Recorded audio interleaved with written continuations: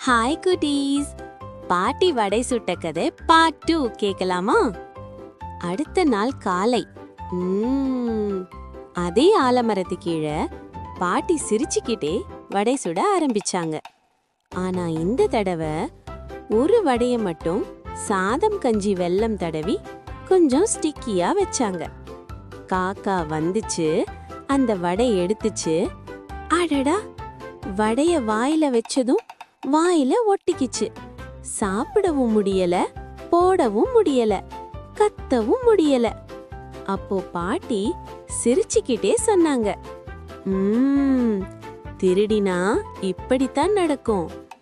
பாட்டி கொஞ்சம் தண்ணி கொடுத்தாங்க. வடையும் கீழே விழுந்துச்சு.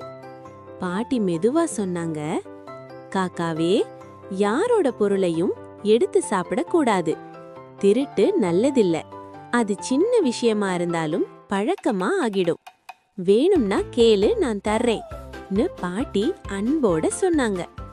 காக்கா தலையாட்டி சாரி பாட்டின்னு சொல்லுச்சு. அப்புறம் பாட்டி ஒரு சூடான வடை காக்காவுக்கு கொடுத்தாங்க. காக்கா தேங்க்ஸ் பாட்டின்னு சொல்லிட்டு வடைய சாப்பிட்டு பறந்து போயிடுச்சு. ஸ்டோரி பிடிச்சிருந்தா லைக் அண்ட் ஷேர் பண்ணுங்க. பாய் பாய் குட்டீஸ்.